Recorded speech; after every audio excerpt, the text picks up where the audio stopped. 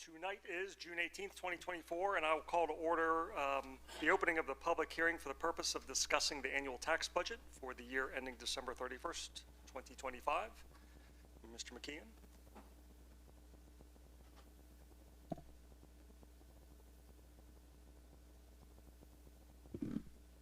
Good evening.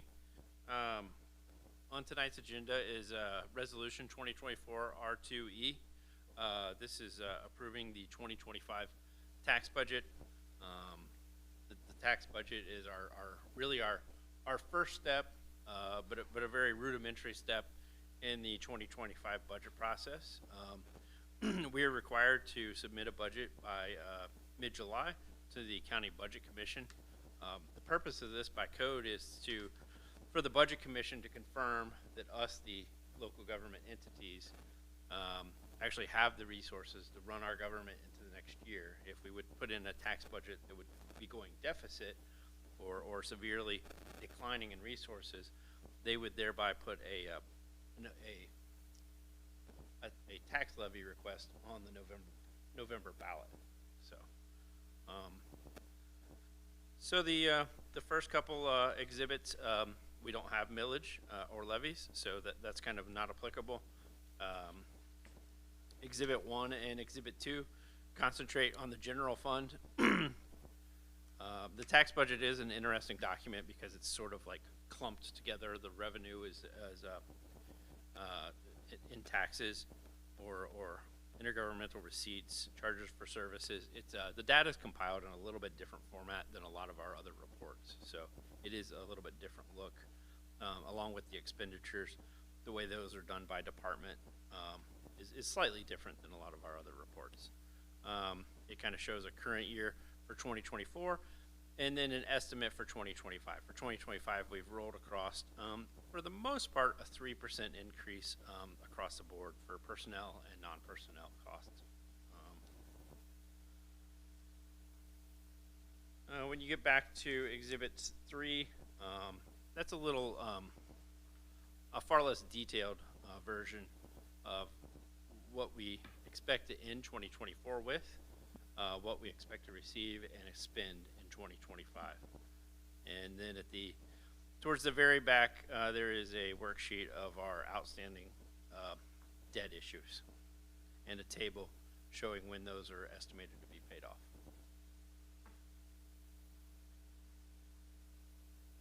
Are there any questions on the 2025 tax budget? In the absence of Councilman Cook, I feel like I have to ask, did you say that's 0 mills? Correct. All right. Yes.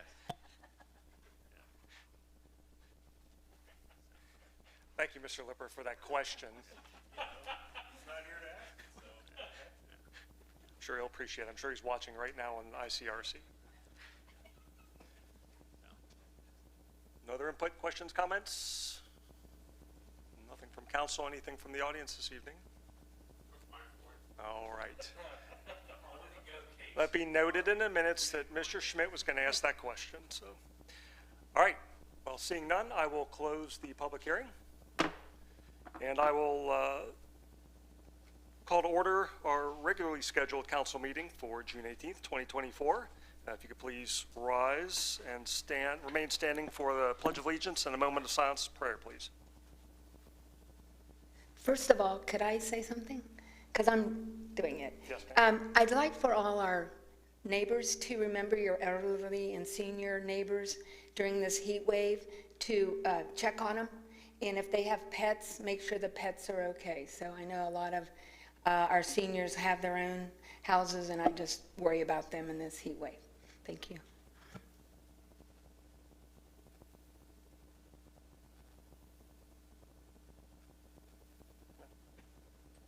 I pledge allegiance to the flag of the United States of America and to the republic for which it stands, one nation, under God, indivisible, with liberty and justice for all.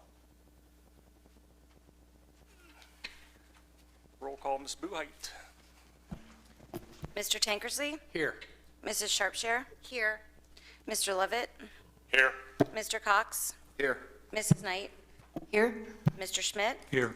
and Mr. Cook is absent with notice. Thank you. Are there any corrections or additions to the minutes of the last meeting as written and distributed? Seeing none, those minutes shall stand approved.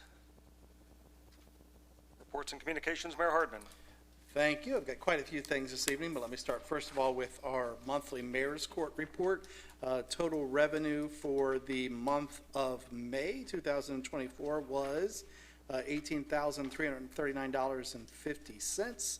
Our year-to-date was $104,489.61, which is almost $10,000 more than last year. A total breakdown of all of the charges out of monthly Mayor's Court are available and will be made part of the minutes of tonight's meeting. I had the pleasure since our last meeting of attending two ribbon cuttings. So one was the welcoming of Schmidt's Food Truck into the Sharonville area, and they will be with us on Thursdays throughout the summer down on our Depot Square area. I know that the grand opening night, we had a line down the block all night long. Hopefully they saw that last Thursday as well, but it is certainly they certainly are well known and certainly serve a great sausage and cream puff if you're looking for something to eat on a Thursday. Over at Summit Woods, MRA, which is a human resources kind of outsourcing company. Companies use them in order to do human resources work for them, training, those kind of things. They broke ground on some new offices over at Summit Woods. What I said to them when I was ribbon cutting is they threw a really good party. They certainly exhibited what I like to say are people that live, work, and play, which is what we like to do here in the city of Sharonville. And it was really an honor to be able to join them and Mr. Redlegs for their big kickoff and ribbon cutting at their facility up at Summit Woods. We obviously had our kickoff to summer events. Fireworks were amazing. If you were able to stick around and see them after the deluge, obviously our band did not last for much more than about a half hour before we got rained on the rest of the evening. From what I hear, however, the food trucks that were present, or at least one of them, was very happy with the amount of food they sold, despite the fact that there was quite a bit of rain that came down that night. Once again, I think the fireworks went off with just well because the rain stopped right beforehand. There were some difficulties with the crowd throughout the evening, which is a part and parcel of what occurred as far as the rain and some of the things that were done to kind of control that issue. But we'll be looking at that and making a determination as to what to recommend to you when we get to our real budget time later. 4th on the Loop coming up July 4th. Hopefully you all are planning to be a part of that fun and exciting event that always takes place every 4th of July. So we are talking with Hamilton County Public Health as it relates to the public flu clinics that they do on our behalf by coming into the city of Sharonville. When we switched to Hamilton County Public Health instead of the Sharonville Health Department, one of the things we talked and asked them to do, and they agreed to do, was to continue our annual flu clinics. And they've been doing that since we made the switch almost a decade ago, if not longer.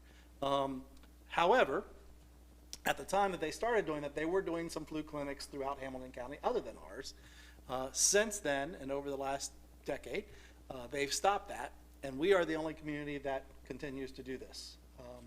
And the question is, and what they've brought to us is, it's an expense. They go out and bring folks in to do this because it's the agreement they made with us.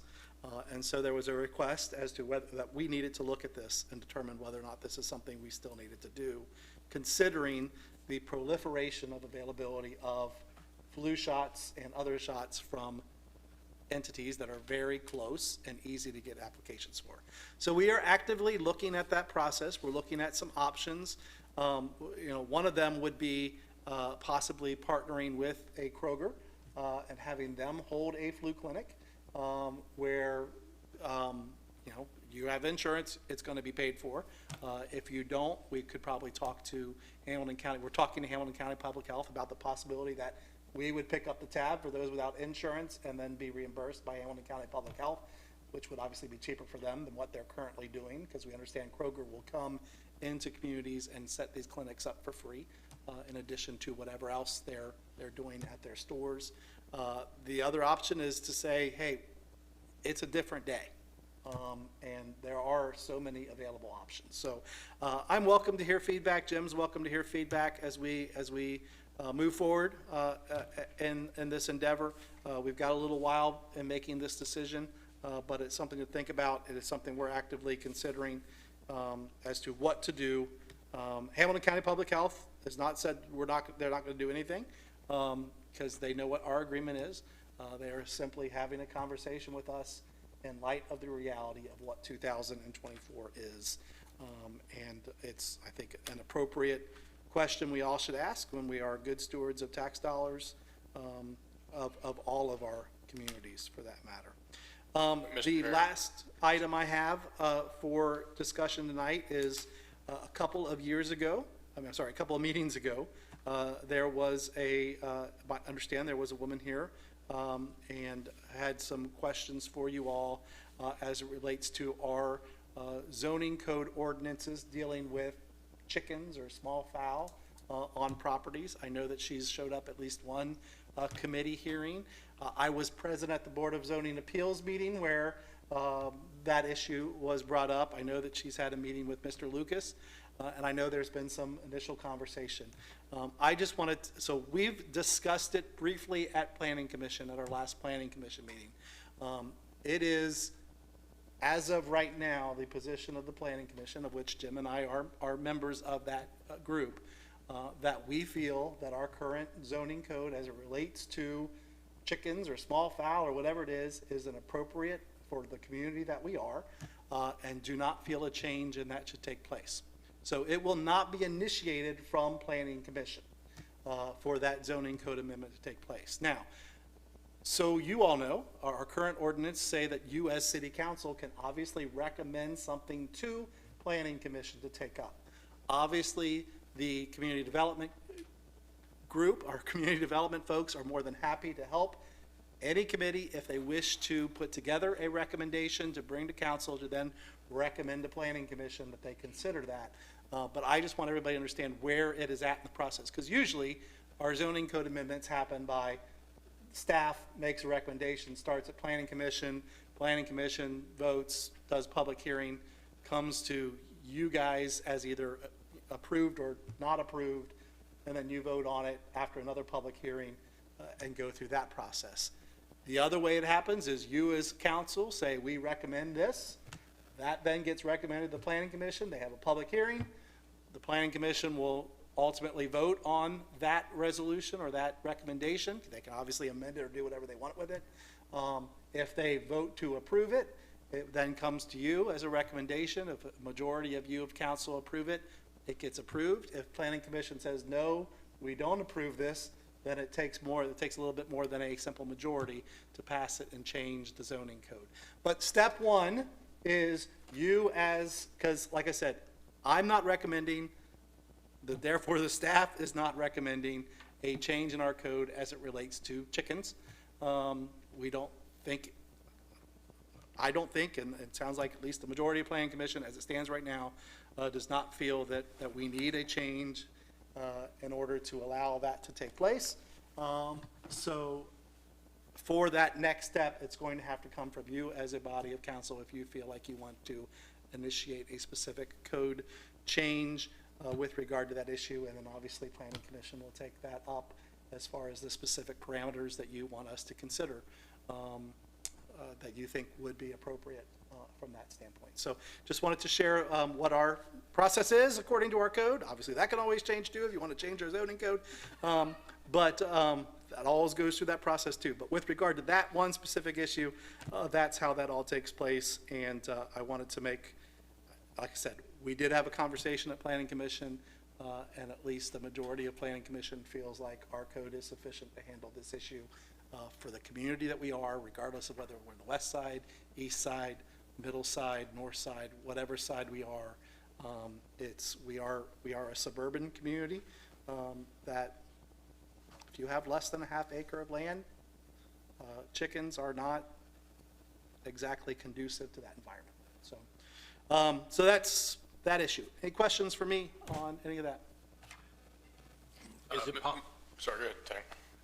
if it's okay, Mayor, if anybody has any suggestions regarding the chicken issue, if you could, with me being the chair of the community development, send me and John Creech any recommendations or comments that you guys may have. And we'll have my committee have another meeting, and then that way we can pass it on to administration or the mayor to let, everybody know what's going on. Thank you. That's how you do it.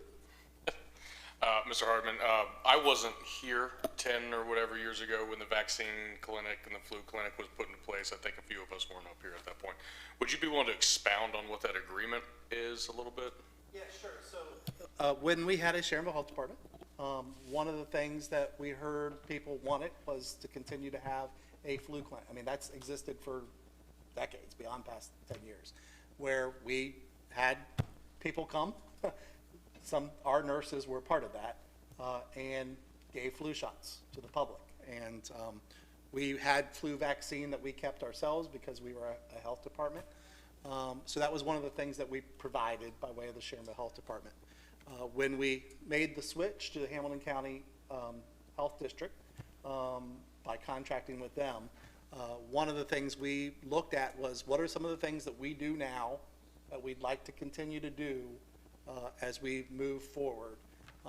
And despite the existence of vaccines and the availability of vaccines, that seemed to be something that we were hearing from what I think I could say was a vocal minority with regard to the health department. And so as part of our agreement with Hamilton County Public Health, they agreed that they would continue to operate at least one flu clinic here in Sharonville, flu shot clinic in Sharonville. And like I said at the time, they were doing flu shot clinics in other locations as well as around Hamilton County at the time. So they, it was one of those things that said, well, you come with us, we'll commit to doing that. And they have, and they've done it well. They don't like it necessarily because of the expense that's involved in it. And that's obviously gotten even worse as time's gone on. Sure. So that's kind of where we are at currently in that discussion is they have an obligation. They're willing to fulfill that obligation, but they're in that conversation with us about, guys, really, we need to look at how people are getting flu shots today, getting other shots in 2024, the availability of those shots, how readily available they are, and the number of people who are actually using it. We had 85 people that used the flu shot clinic last year. That was mostly Sharonville residents, from what I understand, which was kind of a little bit different than years past. So the question is what level of service do we want to continue to provide when we know there are other options out there? So Are they saying that the reason they pulled out of other communities is because of the availability elsewhere as well? Oh, yeah, I mean, they don't. Their main reason driver? Yeah, they don't have an obligation to other communities because obviously they are either the statutorily mandated public health agency or other, they never entered into such agreements with other communities when they contracted with them.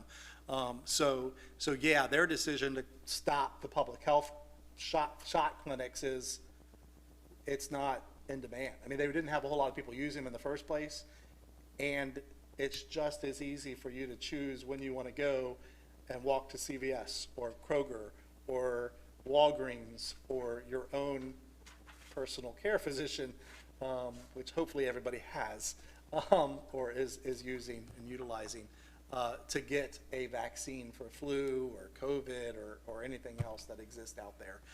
So that's why they've stopped across the board because there just wasn't enough demand for it. It wasn't justified. Well, sorry for all the questions, but I appreciate the Oh, information. you're welcome. I forgot one thing, and that is there is a request for executive session tonight for a discussion about the purchase of property. And then I, however, will not be here for that, but I know Jim and David will have lots of information for you on that discussion because I've got to run back up the street and jump around with a bunch of elementary school kids for our annual VBS week. So always a good time to share with them. So again, if you have any questions about any of those items that you couldn't think of now, feel free to reach out to myself or Jim. We'll be happy to talk to you about it and give you some input.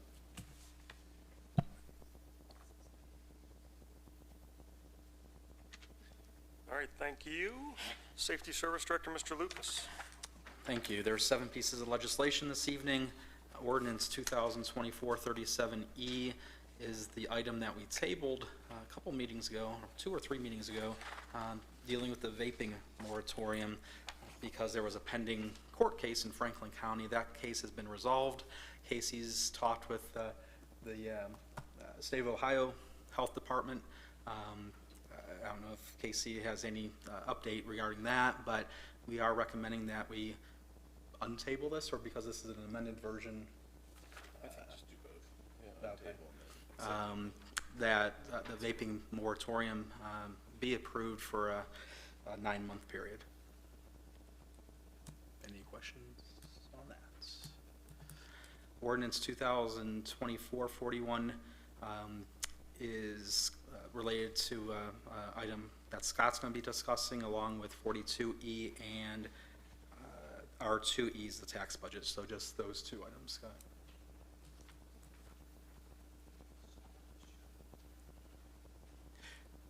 On 42E, there is a discrepancy. Per the cover memo and the agenda, it is a request for a 30-day effective period. Per the way the ordinance was written, it's an emergency. So however council wants to proceed, I think we can make the appropriate change. But if council's okay with doing it as an emergency, that's how the legislation was written. Or if council wants to do it as the 30-day effective period, that's fine too.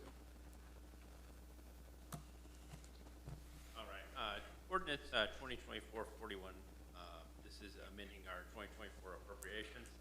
And for the general fund, also discontinuing use of the 101 general fund reserve balance account. So we had some discussions with Finance Committee and then with Law Committee. We've had the $400,000 101 fund since about 2009, I believe, kind of right, really in the center of impact of the Great Recession. And $400,000 was a very different amount of money at that time. But the usage of that 101 reserve fund at the time, I think, meant a little bit more for how the budget was functioning.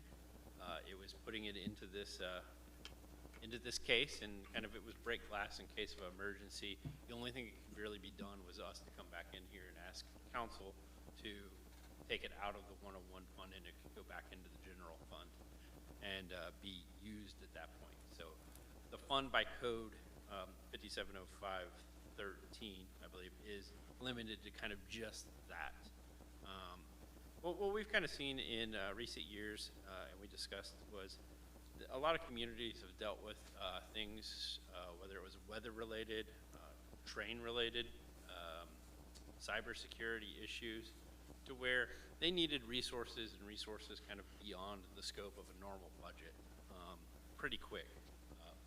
And so we decided, explaining the 101 fund, because we kind of exclude it from a lot of what we do with the budget, it's excluded from the tax budget that we approved tonight, which is just kind of it's a weird reconciling item.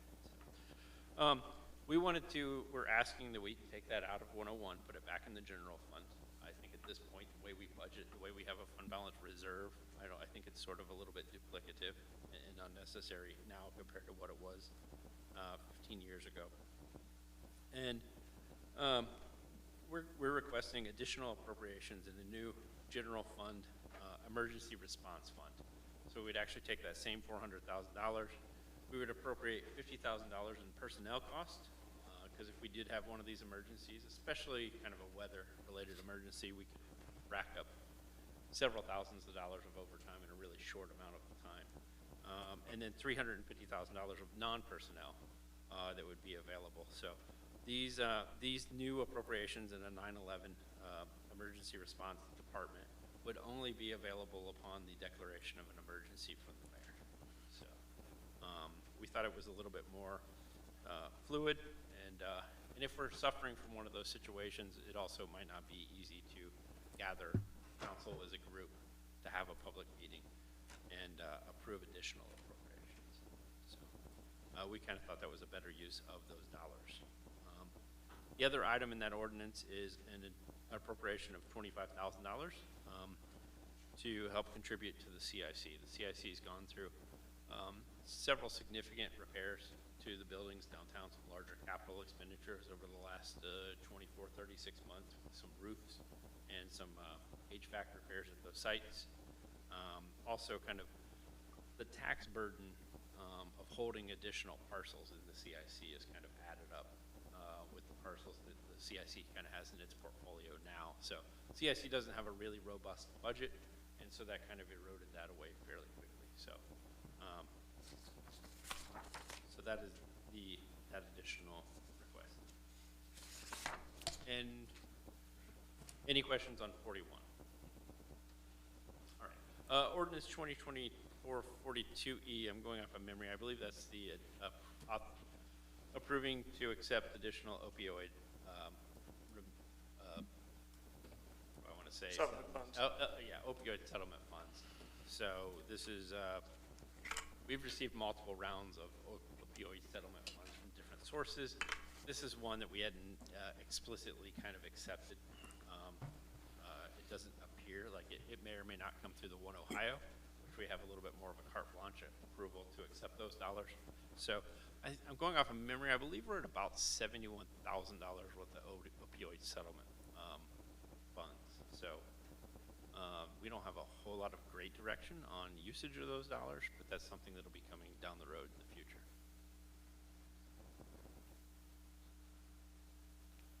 Any questions on either one of those ordinances? Yeah. For the emergency, Yeah. you hinted at that you don't need the $400,000 like you did during 2008. Why do you think it's a different time now than it was then? I think it's part of it's the fund balance. The fact that the way we've managed our fund balance. Back in that time, we were probably hitting rock bottom, and we probably had $2.9 million, $3 million in the general fund, plus this $400,000. So $400,000 was a lot of money compared to that budget. Today, we've, since 2015, really, we've been managing, and then we set fund balance goals, a little bit more lofty goals, because we realized that because we're so reliant on income tax, we need to have a more robust fund balance to react to bad times. And so we've kind of, as we've grown our fund balance, having a reserve off to the side is a little bit more difficult to do. Understood, but when you said the $400,000 and $400,000 isn't what it used to be, so wouldn't we want to up that fund to like whatever inflation is from 400,000 to make it? Or is that not necessary? If we were going to keep it as a break glass in case of emergency, we have a real general funds problem, I think we would want a bigger fund. I think that's why the fund balance is what it is today at about $10.5 million, as opposed to a much smaller amount. So I think the fund balance itself is more robust, and it's more robust because of that same reason. This is, although similar but different, it's not necessarily we've hit economic bad times and things have really slowed down and we need this crutch to rely on. This is more of we've had a crisis and emergency. Somewhat ironically, or is $400,000 is not an unreasonable amount of money for that kind of thing. Like, hey, we need these resources. We need these resources this week. We can go through that kind of money. A large community north of Dayton did go through about $300,000 on a cyber attack. That's kind of where they went through in pretty short order to help get that remedied and get the right consultants working with them, going, to get that taken care of. Thank you. So it's a little bit different purpose. Okay, thanks. Anything else? Scott, real quick, so that money can only be used in the event of an emergency, correct? Yeah, these new appropriations that we're putting into the emergency response department, you're authorizing those to be appropriated. And Section 3 of this ordinance is sort of requiring, we can't access those monies without a declaration of emergency from the mayor. Okay. So if the unlike other appropriations, that if we wanted to go buy, you know, a new air conditioner, make this place 55 degrees instead of 75 degrees, you know, we could do that in the wind. You don't have to, you know. But this is sort of the, we can't do it until emergency is declared. So it's kind of a little nest egg in the budget. Okay. Thank you. So how do we get that AC unit, or, no? It's an emergency, declare an emergency.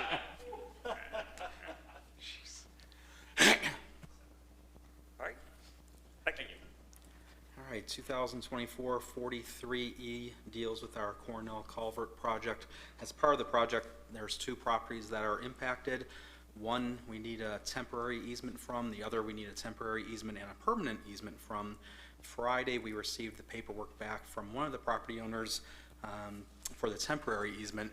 We're still far apart on the value regarding the temporary and permanent easement for the other property.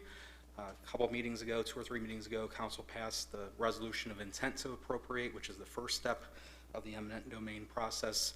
We feel it's appropriate to now do the second step, this ordinance, to actually file the petition to appropriate, just because we haven't reached a settlement regarding that second property. We may still, this still allows us to negotiate, but we're at the point where we think we need to proceed with the second step. Any question on that? And the temporary easement's just to allow us or the contractor to enter the property to fix the culvert problem. Right, and then the Not taking permanent, any property. right, and then there's also going to be a permanent easement to give us access in the future. Sure. Okay, thank you.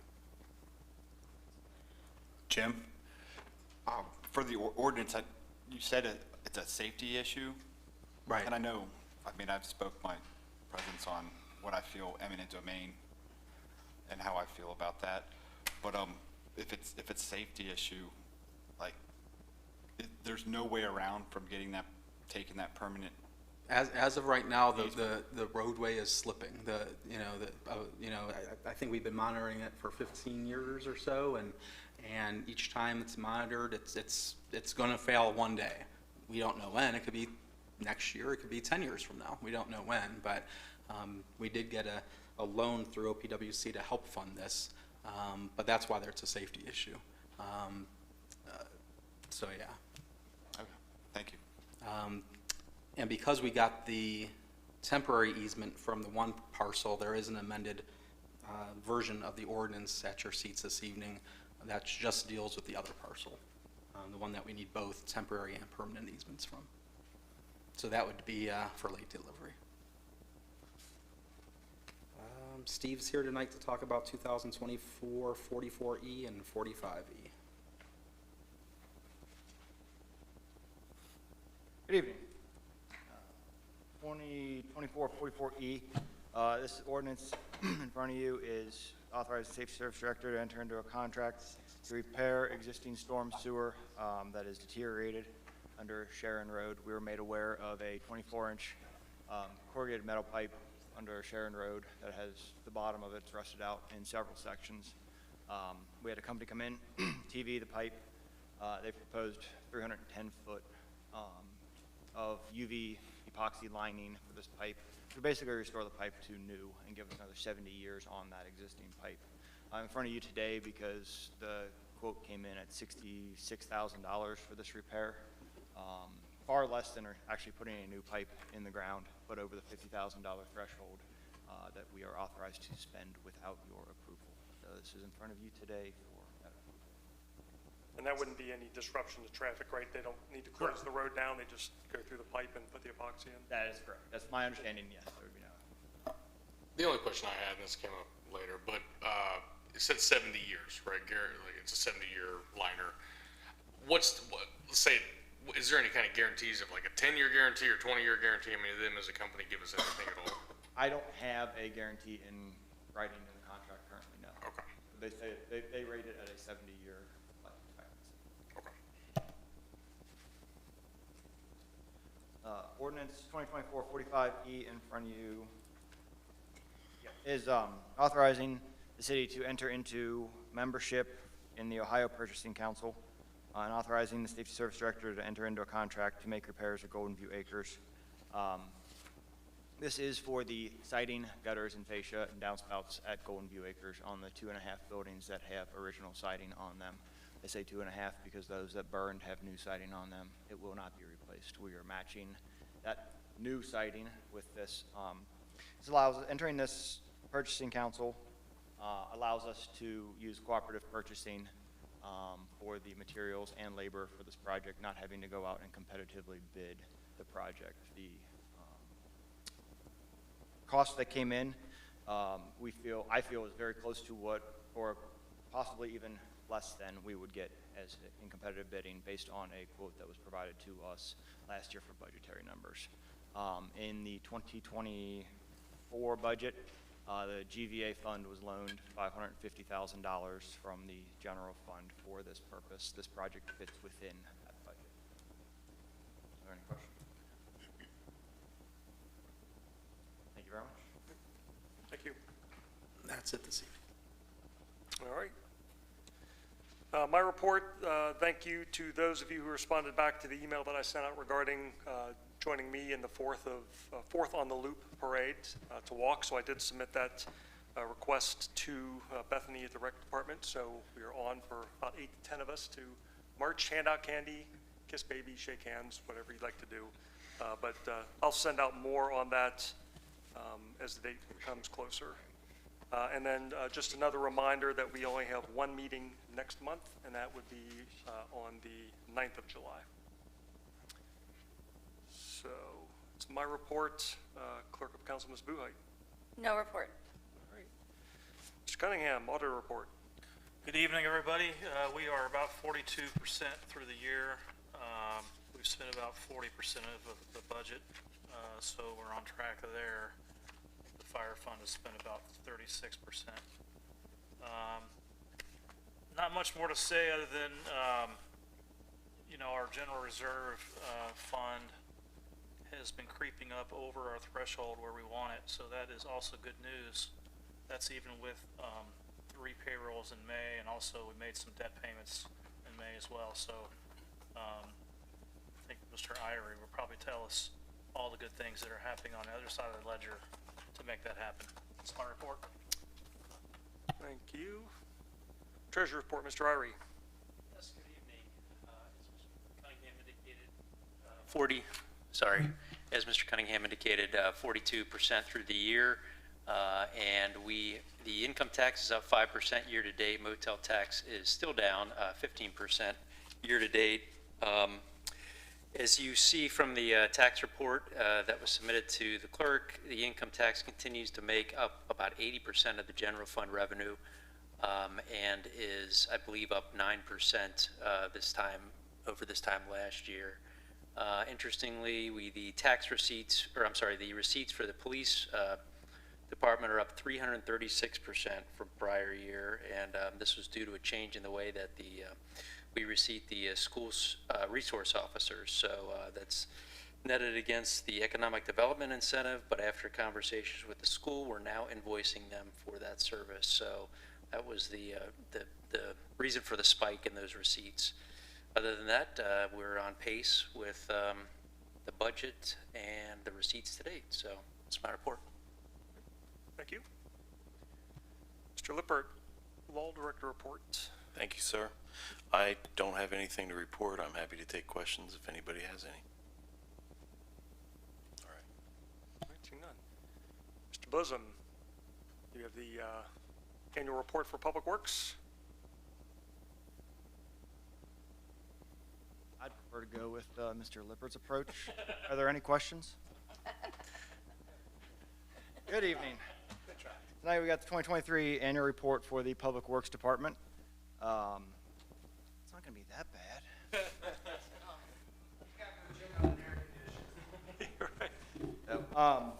You have the hard copy report was emailed to you on Friday, I believe. We'll go through some of those details here tonight. I will try to be brief. Personnel, 2023, we maintained 19 full-time employees, including Lori Bishop and myself. That is 19 people out in the field working full-time. Our average years of service dropped a little bit to 13 years. I believe it was 13.5 last year. That was the retirement of Rick Ostendorf, our mechanic. That position was filled internally by Jason Beatty, and we were able to hire on to backfill and promote. So, we are currently fully staffed as well. We had some shuffling around of some of our part-time employees, but as we stand here in 2024, we are fully staffed. A couple of the equipment purchases. We didn't have as many this year. That doesn't mean that we didn't spend as much money. We bought a new Freightliner dump truck with snow equipment. It did a good job of scaring off the snow last year, so we do appreciate the funds from that. And our Parks Department got a new zero-turn riding mower, just replacement of aged equipment. Speaking of the 2023-2024 winter season, it was another light season. That's 2 in a row, which scares me a little bit as to what is coming. Our total costs for 2023-2024 was $61,463 against the 10-year average that has come down to almost $125,000. So the last 2 years have been in the $62,000, $63,000, $64,000 range in total costs. If you look at that salt usage, we're at 507 tons of salt. There have been years where we've used 1,500 to 2,000 tons of salt. So it's been a couple light years. Hopefully we are not in for a doozy this coming year. Our recycling program, in 2023, residents of Sharonville recycled a total of 623.5 tons. A slight increase from 2022. We are part of the Hamilton County Residential Recycling Income Program. We will receive or have received a check from that program for $10,403. It's a slight decrease from 2022, but that's based on the percentage that other communities around us that recycled and the amount of funds available. Golden View Acres had a total revenue of 2023 at $318,383.40. We had 4 new residents move in. Some of the capital improvements that happened up there this year were we renovated 3 apartments. We're down to, I believe, 4 or 5 total apartments that have not been renovated from the original. So Andy Bauer and Josh Powers are doing a great job up there. As they empty, we're renovating them. Big deal with that is changing out the water lines, preventing the water leaks that we've had historically. We have 2 vacant apartments. They're both actively being worked on as of June 1. One is close to being ready to rent. Another one is farther along, but it is a full rehab. But we do have healthy waiting lists as shown for each apartment. Hey, Steve, on those waiting lists, are those unique names, or can somebody say, I want to reserve a first floor 2-bedroom or a first floor 1-bedroom, whatever? We do have some that are on multiple lists. Yeah, we do have some that are multiple lists. That's pretty impressive. I mean, it's a big number of waiting. It is. It is. First floor 2-bedroom obviously is the most prized apartment up there. We don't have that many of them. And being senior housing, being on the first floor is a big deal for them. So, but we do it, like I said, we have healthy waiting lists for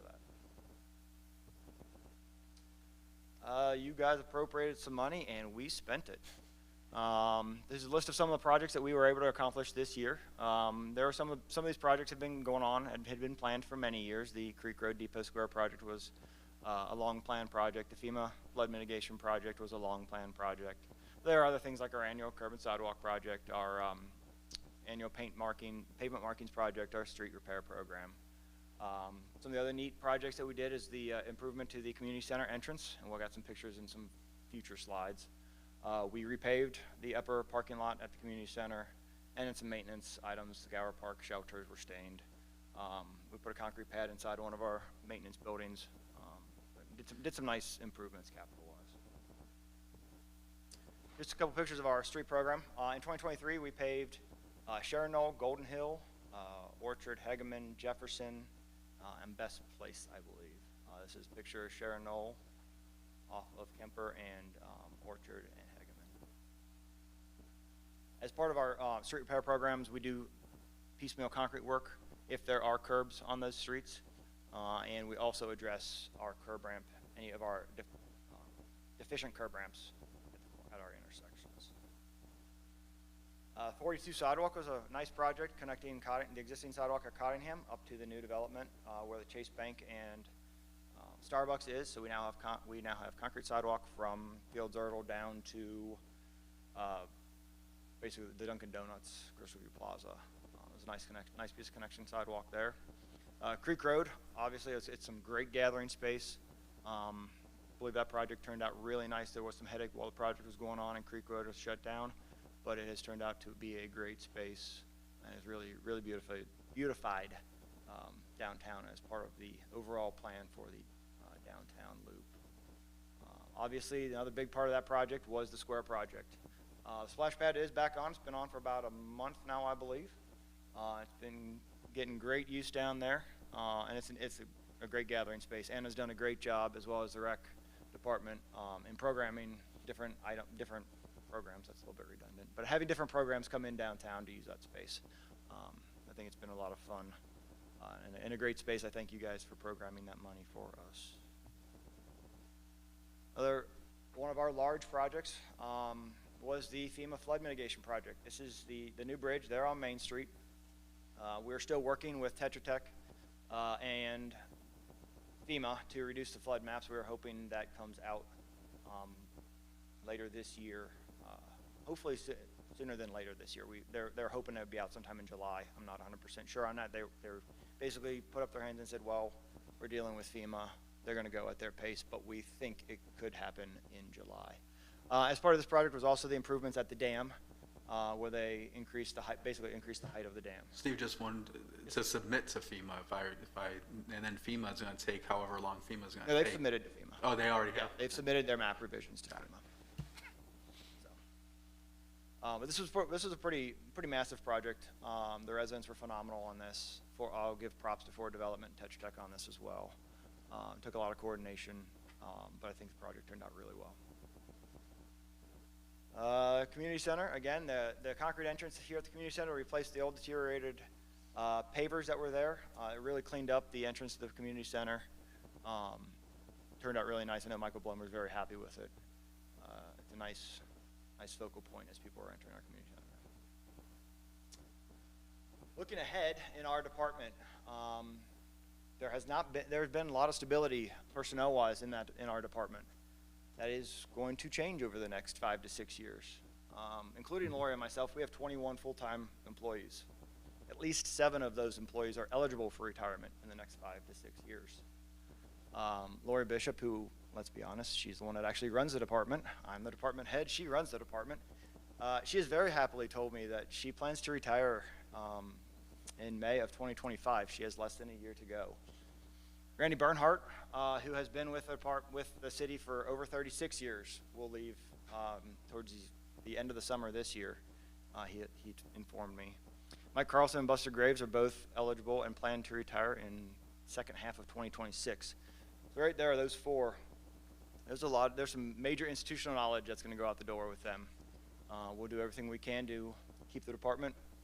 We will hire. We'll hire good people as best we can. But there are going to be some changes, and while that's exciting, it's also a little bit terrifying. There's, like I said, there's a heck of a lot of institutional knowledge going out the window. Beef Schmoiser, our street inspector, he can technically retire at any day. He has retired. He's come back. He was going to come back for a couple years. It's now been 9. So I keep telling him that, with inflation, I'd hate to have to retire. So it's kept him on for a little bit longer. And Randy Elder and Bill Slater from our Parks Maintenance Department will also be eligible in the next 5 to 6 years. So big changes, but we will work through those as they come. I will say, Steve, that you did an excellent job answering the phone when I called early that morning for brush pickup. So, while we would be sad to lose Lori Bishop on retirement at some point in time, I think you could do a great job in her shoes. Take over running the department, though. Let's be honest. Come on. I may be the pretty face, but she runs the department. She does run the department. And that is my report for the Public Works Department in 2023. I'm happy to answer any questions. I tried to keep it brief. Mr. Lippert? So that first waiting list number, I think, was 50. I can't remember if it was a first floor 1-bedroom or 2-bedroom. First floor 2-bedroom. Can you say that person who is now number 1, how long they've been waiting on that list? I can't. the way our lists work, once you turn 57 years old, you can get on the list. We have several people that we have called many times, and they have continued to turn it down. I'm not ready yet. I wanted to be on the list. I'm happy to know that I'm first or second on the list, but I'm not ready to move yet, and we move on to the next one down the list. So we often get the question, how long is it going to take on the list? Oftentimes we will have to call 10 or 12 people before we find someone that is ready to move, whether they're in a lease now that they can't get out of, they're not ready, they haven't parsed down their stuff in their house yet, they're not ready to consolidate that much, not ready to move, those things. We'll get down to 10 or 12 on the list sometimes. Now the people that are on our one bedroom, second floor, they're mostly just, no, we want to move. A lot of that, you asked, are those individual names, I think, Glenn. A lot of our one bedroom, second floor are on, a lot of the people that are on our one bedroom, second floor list are on other lists too. It's their avenue to get into the complex, and then be ready to move when something opens up. So I have to wait till 57 to get on the list, or? Right, but my understanding, you're trying to pass as a 10-year-old because you said you weren't around when the health department was here. That's fair. And you can't pass for 10. And Mr. Lippert, if you would have asked Lori Bishop how long that first person has been on the list, she would have had the answer. So, You can call her tomorrow between 8:30 and 5. right. Just to let you know, I had a phone call last year from somebody that had been on the list for over 10 years. Wow. So, Without turning down, just waiting? well, they If just you're on that first wanted floor- to know what was taking so long, but they wasn't like. If you're on that first floor, 2-bedroom, it could be. Yeah. When people move into Golden View Acres, most of the time when people move into Golden View Acres, they move out either to a nursing home or they passed. Right. Okay. And one more question. Yes, sir. On the steel grates around the trees, how they're rusty looking, is there any way to make those look a little bit nicer? That is actually what they were designed to do. Rust can, when it's with that grate, that is actually designed as a corrosion preventative for the rest of the grate. So the short answer is no. Okay. It's the way they were designed, because we had that question when they came, and some of them were already starting to rust. Okay. That is actually a protective barrier for the rest of the grate, as they were designed. Thank you, sir. Mr. Schmidt? Accolades to Steve. I actually saved the bridge project when Tetra Tech came and presented this to us, because all three of us on the project oversight committee have private sector backgrounds, and the two major corporations that I work for were really scrupulous on how their projects and their capital projects were managed. And the Tetra Tech presentation was as good or better than anything I've ever seen. And the work in the project, there were so many potential pitfalls in the course of that project, and Steve worked through all of them. And it was sure really to replace the culvert. I guess I give the correct definition is the open channel culverts with a box bridge beam. And that, and you think about that and the impact that would have. So when this was presented, we thought it was one of the most impactful projects in the city of Sharonville because of its effect on the flood level that we would deal downtown. And that'll be the final statement on this. But the amount of work that went into this, it was just outstanding. The PERC chart here, which is a project, I guess every engineer has a different name for it, project evaluation and review technique, that is just outstanding. And I know they followed it perfectly in a sense. There were so many obstacles. There were 18 properties she had to deal with. And whenever something like this comes off the way it came off, there has to be great communication. I don't know how many meetings you had, but they had to be a lot. We had, bi-weekly meetings? Easily. I appreciate the accolades. There's no way I can take credit for this project altogether. We had I said earlier, we had a phenomenal team between Tetra Tech, for development, and even administration here. Scott was in on those meetings, Jim was in on those meetings, so. And the public up there, the impacted property, owners were phenomenal for the project as well. And really, going back a little bit further, also throw some accolades to Jim and the mayor, because way back when, before we hired you, the administration and council had made a decision. We really wanted an engineer to be our public works director, because we know the communication is so critical, and engineers speak their own language. Very good, I might add. But so important to do that, and we, as a part of the Project Overview Committee, and Bob has just joined us this past year, the quality of our project management is just excellent. And I just want to recognize Steve for that. And again, this is, as I said, I saved it because it's as good as any I've ever seen with major corporations. And that's the excellence that Sharonville requires, demands, expects, and really, in this case, was delivered very nicely. So again, to let everyone know that the projects are really, Steve, you're doing a wonderful job. Glad you were. Thank you very much. Thank you. Who's the gentleman that takes care of all the flowers in the big pots? He's doing an awesome job. He was watering. We have a couple of them in our, Okay. on our crew. Dave Fiersick and Randy Bernhardt actually are our people that take Okay, care of our landscape. but I mean, they look They great. do look so great. Yep. I just want to say, yay. We were just kind of chatting with GVA having such a backlog and us having some extra property up there. Has it ever been looked into about putting up more buildings? You're stealing my capital improvement idea for the August meeting. Or you are welcome. I'm just giving the appetizer, Jim. I'm whetting the appetite. That's on my list of. So strike that. Ms. Buhite, strike that from the record. Never happened. No, I don't recall that discussion happening. We have had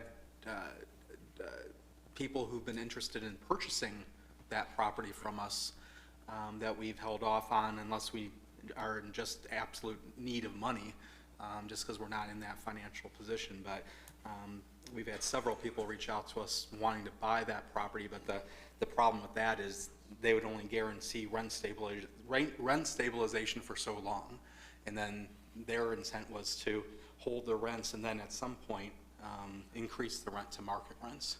So that was the issue with those. Do you have an idea how much land is up there to develop? I don't. I just looked it up on Cagis and drove it the other day in preparation of that, and I was going to bring the Cagis map, but I don't know how many acres.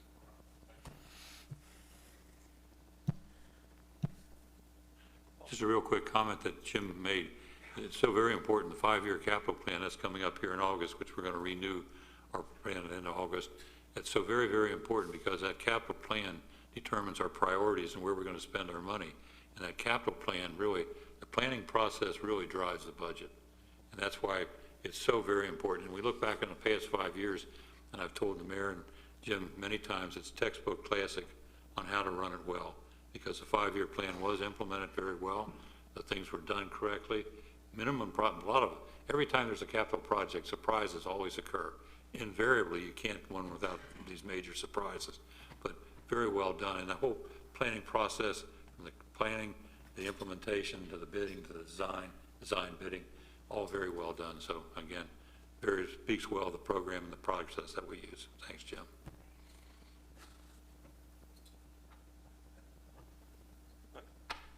Thank you, sir. All right, I do not see any, but I have to ask, are there any residents desiring to be heard before council this evening? All right, seeing none. Council committees, community development, Mr. Tankersley. Thank you. No report. All right. Budget and finance and project oversight, Mr. Cook is absent with notice, so we'll skip those. Community services, Mr. Lovett. Thank you. My report is on file with Ms. Buhite. Our next meeting, we're going to take, due to the holiday week and being the week before our next meeting, we're going to take July off. Our next meeting will be the 7th, Wednesday, the 7th of August. So 4 p.m.? 4 p.m., sorry, in the Administrative Conference Center. Thank you. Thank you. Honored citizens, Ms. Knight. Yes, tonight I'm honoring Sharonville Sharks.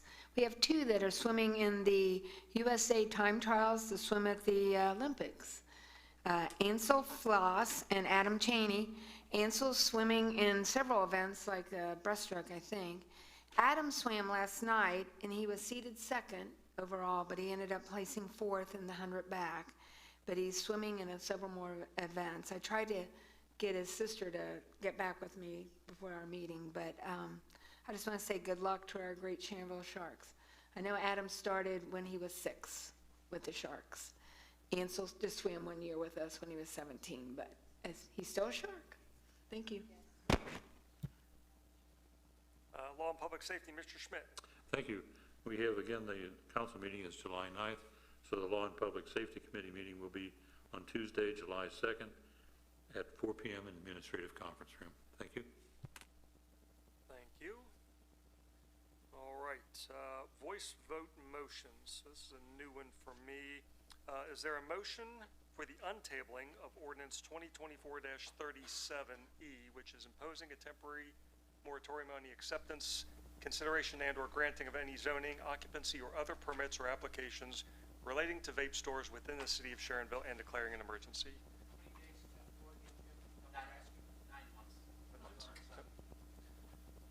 So do I have a motion? Mr. Tankersley, thank you for the first. Do I have a second? Mr. Cox, thank you for the second. Is there any discussion? Yes, sir. And the reason for 270 days, Rob, is typically, and Casey can correct me if I'm wrong, but typically courts are okay with up to a year-long moratorium length. Right. So I chose 9 months as a That's proposal, fine. just in case we have to extend it for any reason, but I don't know if Casey, you want to add anything to that? Well said. Thank you, sir. All right, any other discussion? All right, all those in favor say yes. Yes. Any opposed, no? All right, that voice vote has passed. Do I have a voice vote motion to accept the amended version of ordinance 2024-37 as presented this evening? So moved by Mr. Tankersley. Is there a second? Mr. Cox, thank you for the second. Any discussion? Seeing none. All those in favor, yes? Yes. Those opposed, no? All right, that voice vote has also passed. Yes, sir. Before we move on from voice votes, I think you should request a voice vote motion for setting this late delivery on 2024 distributed to the council members. Okay, The amended version? all right. Another voice vote motion to accept late delivery for ordinance 2024-43E, directing the filing of a petition to appropriate permanent and temporary easements as a quick take for the public purpose of improving Cornell Road, public roadway, open to the public without charge, in the city of Sharonville, Hamilton County, Ohio, establishing emergency to take effect immediately. As amended. Thank you, sir. Do I have a motion? Mr. Schmidt, thank you for the first. Ms. Knight, thank you for the second. Any discussion? Seeing none, all those in favor, yes? Yes. Those opposed, no? All right, the voice vote passes. Thank you. Rule, yes, sir. With with my draft of 2024-42, since I drafted it as an emergency, I think it should be included in the rule suspension motion for first and only reading, immediate effectivity, unless one of the council members wants to make a motion to amend that ordinance and strike the emergency language. But as distributed, it should be included in that first set. Testing you here, President Coulter. So you're asking for a voice vote motion for ordinance 2024-42? It would actually just be a change in the agenda, which I don't think there needs to be a voice vote for. What I'm suggesting is that 2024-42, as drafted and distributed to council, is 2024-42E and includes emergency language, and therefore needs to be included in the first rule suspension motion category. Effective immediately. Correct.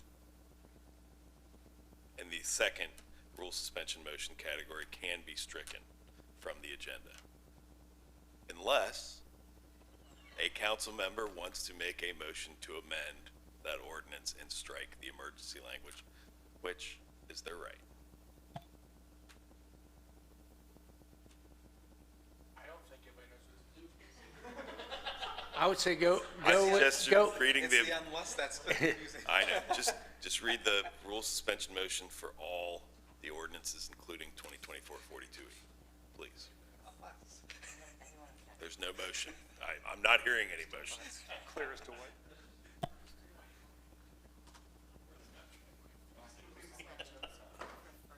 I say we add it as an emergency. Don't worry about what Casey said. So you're requesting a voice vote for, I'm saying the agenda is incorrect, not by any fault of Ms. Buhite, just because I drafted the ordinance different from the cover memo, and therefore it needs to be in the other category, but that does not require a voice vote to change the agenda. you keep throwing really not all these trying to be caveats on there. Can I just say we'll ask for a voice vote to amend the rules and suspension motions to include ordinance 2024-42? E. E. As amended? As requested by council, okay.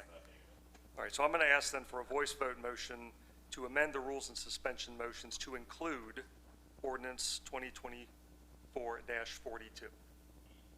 E. Do I have a motion? Mr. Lovett, thank you for the first, and Mr. Cox, thank you for the second. Is there any discussion on this?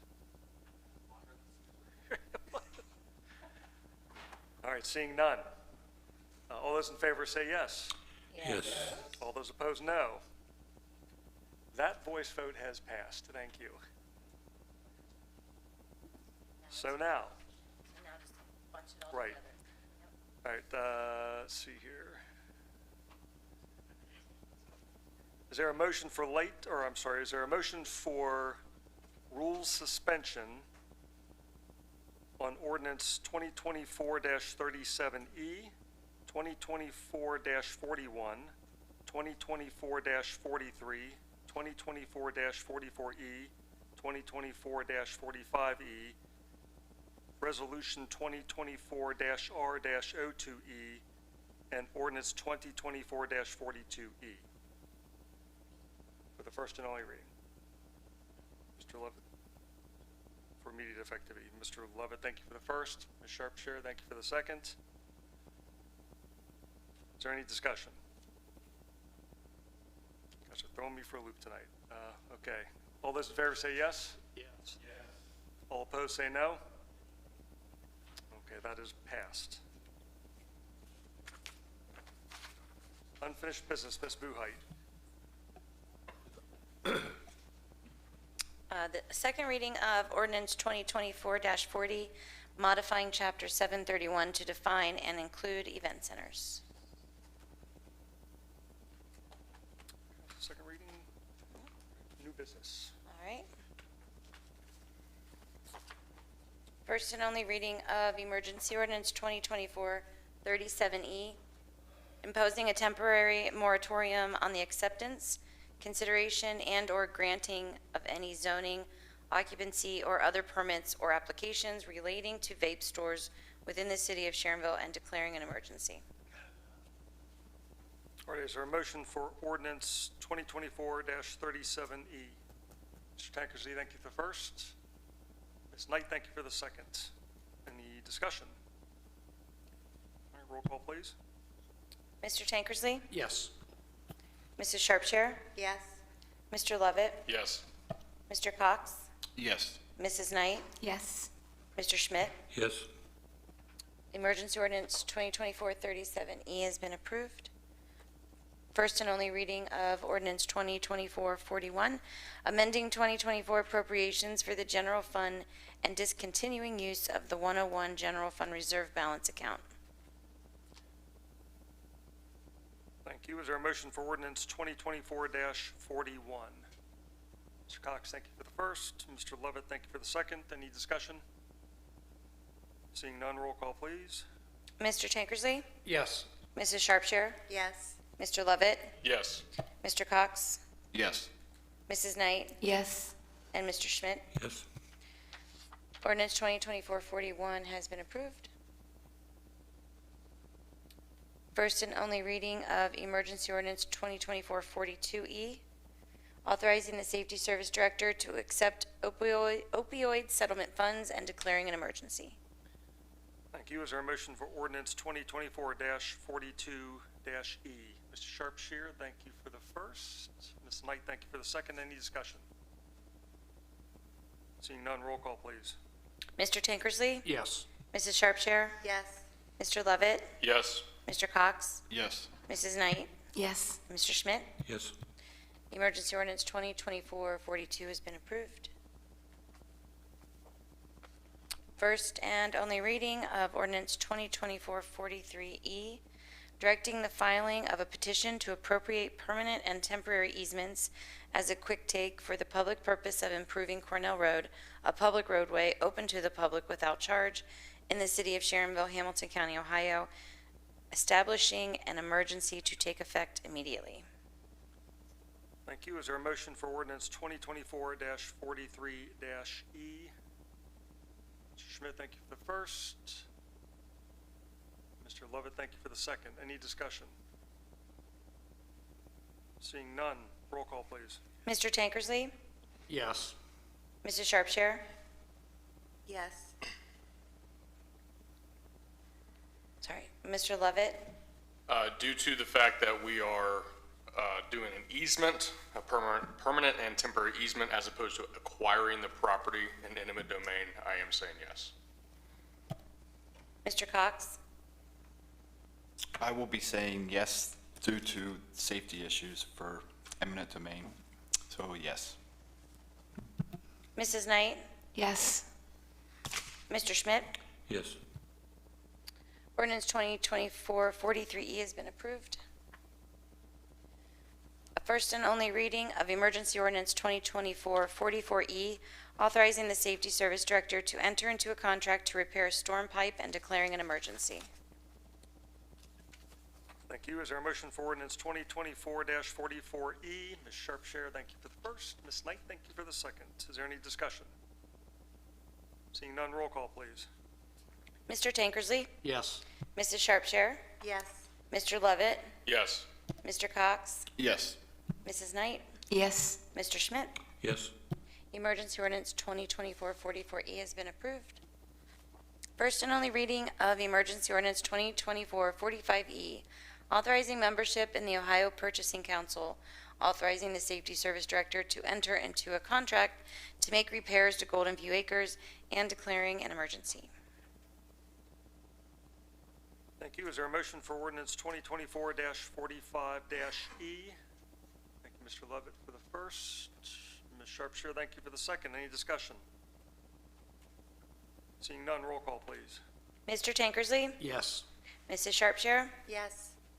Mr. Lovett? Yes. Mr. Cox? Yes. Mrs. Knight? Yes. And Mr. Schmidt?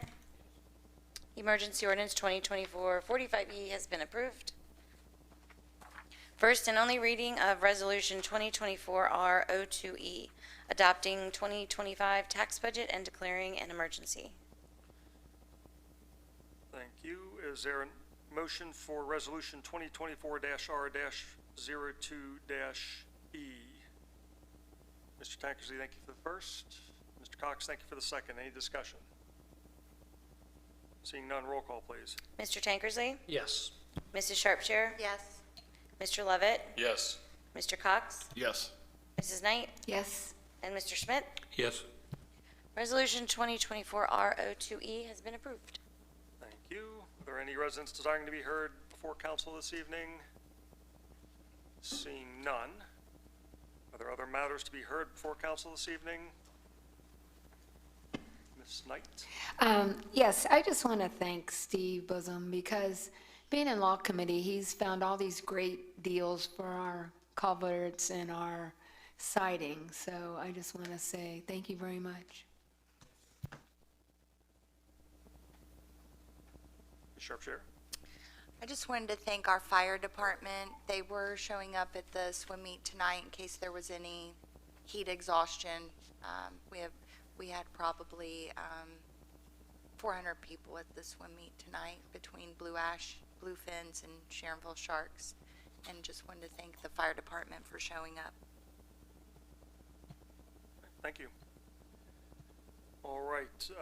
Do I have a motion to go into executive session to consider the purchase of property for public purpose? Mr. Levitt, thank you for the first. Mr. Cox, thank you for the second. We'll adjourn into, or we'll go into executive session when we come back. Please return so we can adjourn our meeting this evening. So, Terry, could you do roll call, please? You said there's not legislation? There's no legislation after executive session. All right, going in. Love it. All right, Mr. Tankersley? Yes. Mrs. Sharpshire? Yes. Mr. Lovett? Yes. Mr. Cox? Yes. Mrs. Knight? Yes. Mr. Schmidt? Yes? All right, we'll turn into executive All right. session.